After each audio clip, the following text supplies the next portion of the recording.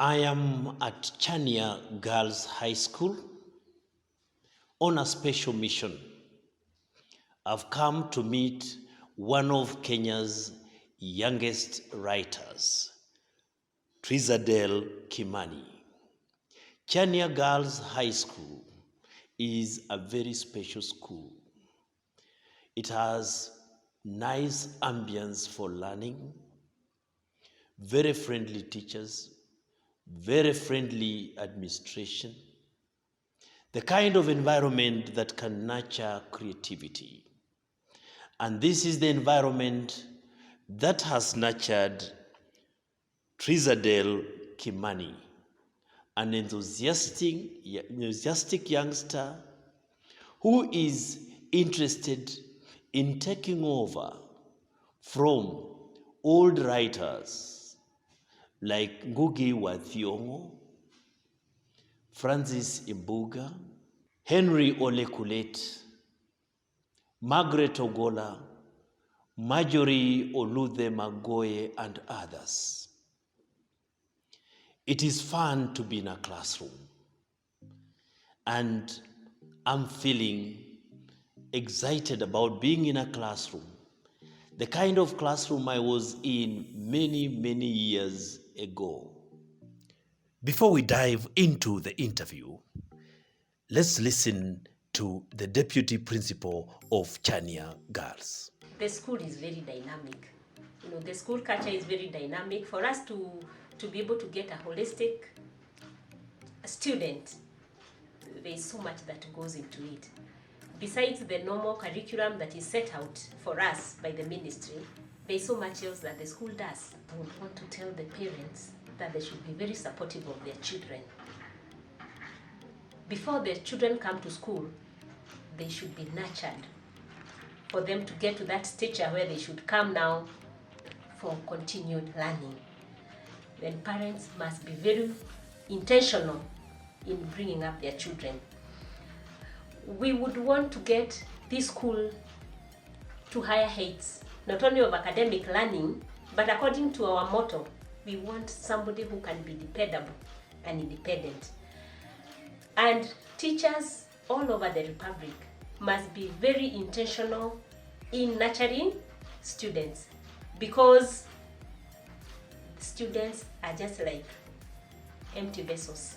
It is what you put in that is going to matter. But I have come to interview Trizadale from her own classroom.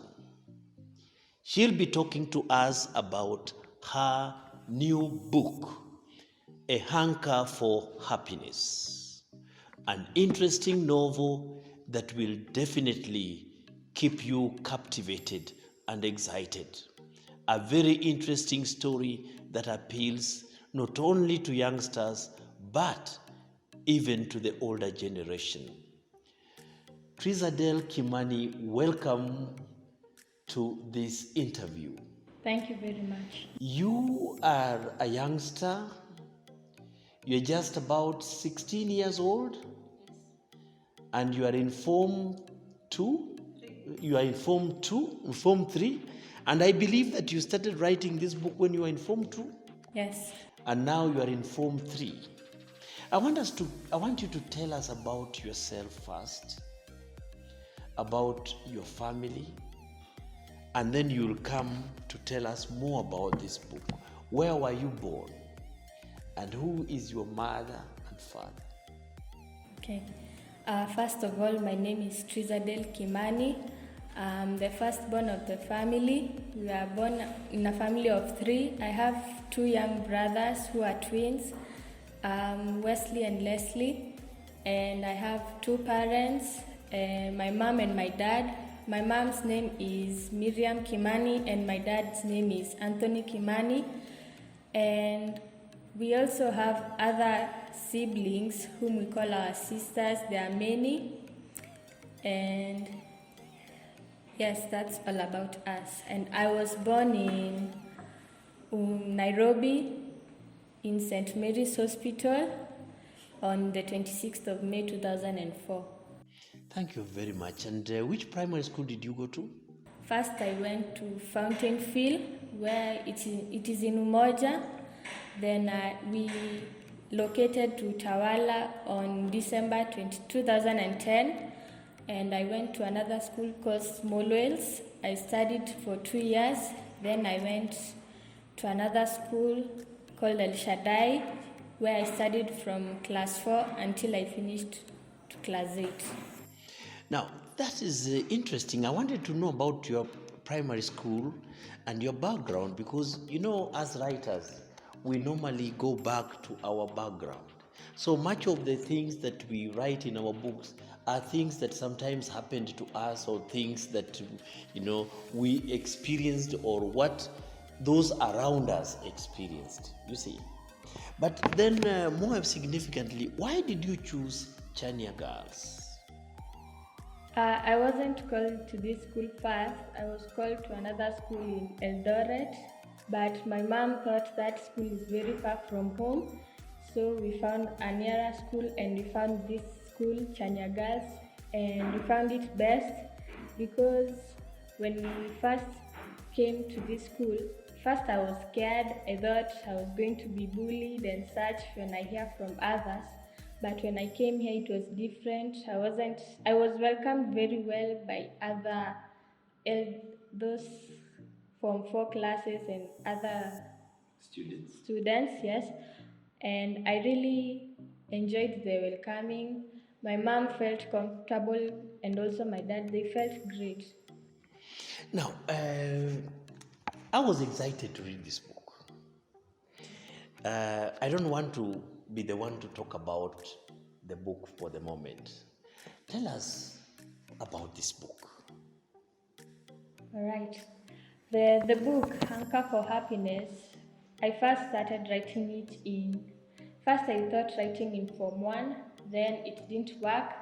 Then I started writing in Form 2, and I started writing after exams. I would write a book during preps. Maybe if I'm bored and I don't want to sleep in preps, I started writing this book and I wrote it first paragraph, then gave it to my classmates and they read it and they told me it's good, and they also inspired me and encouraged me to write more. And I just wanted to write first it like a short story, but it ended up being a long story. So did you plot it from the beginning, say you plotted, you knew what was going to go in chapter 1, chapter 2, and then you knew how you were going to end the book, or you kept writing without bothering until you ended the story? Just wanted to write it being a short story, and then it just went on growing and growing. I didn't plan for chapter 1, 2, 3, just flowed.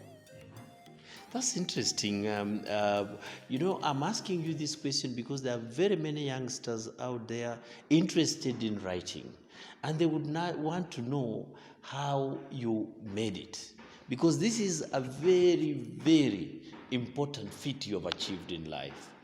And so it is good for other people to know just how you went about writing the story. But more significantly, just tell us about the story in this book. The story is about a young girl. The girl is called Samantha. She lives with her dad and her brother, but her mother died when she gave birth to her younger brother, and that made her really sad. Her dad lost her memory and her brother also got sick. She used to go to school alone. She was bullied and she didn't like what her school was like. Then some days later her brother died because he was sick. Then months later her father died again.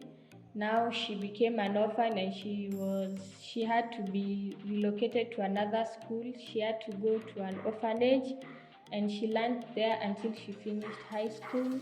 Then she was now a citizen. She had to look for work to do since she had no money, so she went to a cafeteria and she looked for work and she worked there as a waiter. But months later she got fired again. Now depressed, then she met her longtime friend, whose name is Bradley, whom helped her within this story. And according even to the title, A Hanker for Happiness, a hanker means search. Like this girl is looking for help. She's searching for happiness, which she needs since she doesn't have a family. She didn't finish her school. She's an orphan, and she really needs the happiness that every child needs in her life. So she's helped by this boy Bradley. She she's like paid for her, he pays for her university fees. She reads until she finish her school. Oh, that's a very interesting story. Now, did you know of anybody who had gone through that experience, or you just made up the story? I just made up the story. So you did not know if there was anybody who had gone through that kind of experience at all? No. Yes. And so in this book, what are you trying to tell the people who read? Is there any lesson you thought you are giving people? I think there's a lesson that although you might find like all is gone, all hope is lost, there's always that anchor that holds you, that still pushes you to not to give up, that life still goes on although there is nothing left with you. So there is, in other words, what you're saying is that you are giving hope, that you are telling your classmates, your age mates, that they should have hope, they should not give up in life, and that despite all that happens to them, they should hold on to some kind of hope that should see them through difficult moments and so on. Now, some moments in this book are really sad. There are very sad moments sometimes, and when I was reading it, I felt that there was a lot of pain on the part of the characters. Did you feel the same as you were describing them in this book?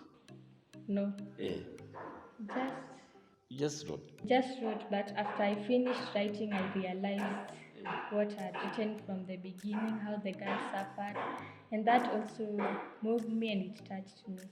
So even when you read it now, you feel those moments.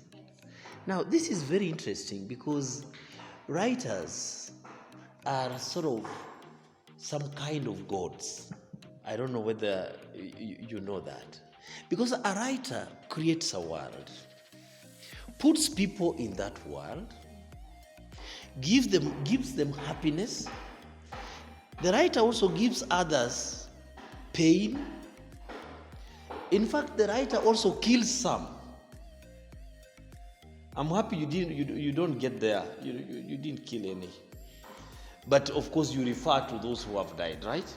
So there is a sense in which a writer controls his or her world, where he's in control of those characters, he's in control of these people who are, within the world that he has created. Now, going back to your school, did you find the environment in the school at Chania Girls good for your imagination? What makes you feel so happy and so imaginative when you are in this school? Because you wrote much of this novel from here. Yes. I can say maybe during Saturday where we have free time, that's the time I began writing. During when people are out playing, maybe doing something, when people are in drama and other clubs, I will just remain and I'll write the book. When we're in clubs, I will go to journalism because there we are expressing ourselves, so I could write the book. So you are some kind of, it appears from what you have said, you like being alone. Because you see, writing is a very lonely experience. Because you can't write with people. So you'll sit all alone. Is that part of your character or your personality? Do you like just being alone? And when you are at home, for example, you are in your room just doing your stuff, or when you are here and others are doing their thing, you just want to be alone to write? Because, as I said, writing is an extremely lonely profession, because you will sit for hours writing and rewriting and trying to see if the characters you are creating are making sense and so on. Could we say you are that type of person who likes being alone and to write when you are all alone? Sometimes I don't like being alone while writing. Sometimes I need noise so that I can keep writing, but sometimes I also like being lonely. When I'm tired, I can write when I'm alone. That gives me more ideas to write. So you get more ideas as when you are all alone. Now, just another question that has struck me. The main character in this novel goes through a number of challenges. Were you by any chance referring to some of the challenges that you have gone through or other people have gone through, or challenges you have seen characters in other books go through? I've seen other characters from other books, some I've seen from other people, and I just decided to write it. Okay. Now, there is something else that I wish to ask you. After finishing this book, after finishing writing, and it came out, how did you feel? I didn't first know that it will be published because I wrote in an A4 book. Then I took the A4 home. Then I thought my mom saw it. My mom read the book. Then she told me that it was great. Then she said she wanted to type it.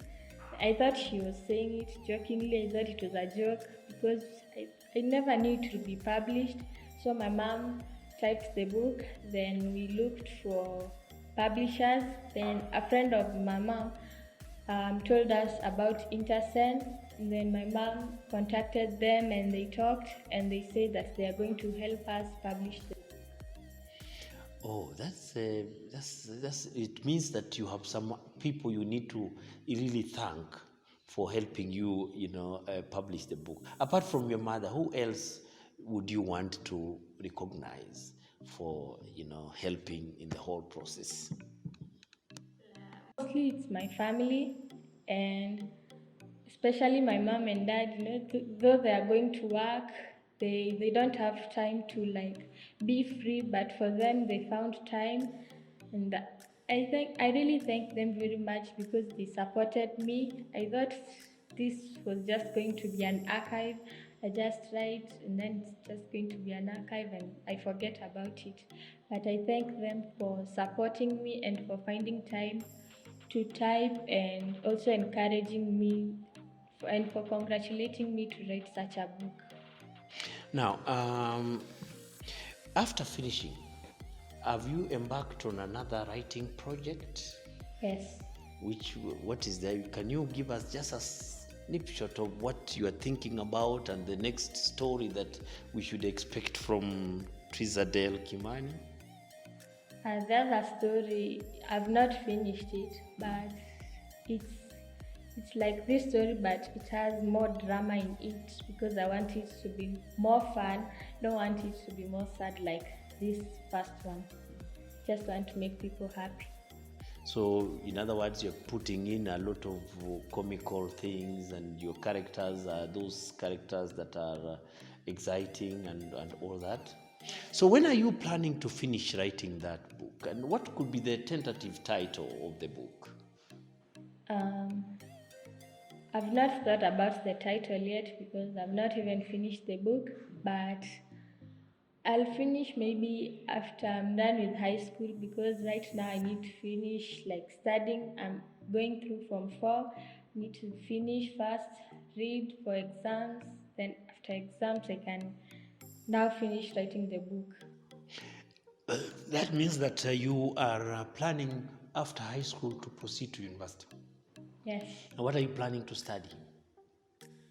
I've not thought about it yet, but not thought about it yet. About the course you want to study. You just want to get to university for the time being. The idea is to get to university. You'll think of what you want to be later. Yes. But you intend to continue, writing even when you are at the university. Yes. Now, as a youngster, there are very many people out there who dream about just being able to write even half of this. So I want you to look at our camera and address these youngsters who are out there, and they're looking at you as their model, the person they would like to emulate, because you have achieved something that they have never achieved. They're only dreaming to achieve this.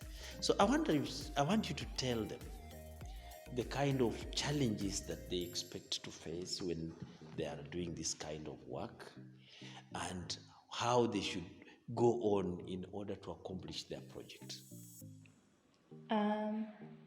First, there's a lot of discouragement from parents and other people. People discourage you because they think that you can never finish writing a book. Some think that people won't enjoy reading it. But as for me, I'm really happy because first I thought no one would like reading the book, but through the view of my classmates, and I saw them liking it, my parents, they really enjoyed it.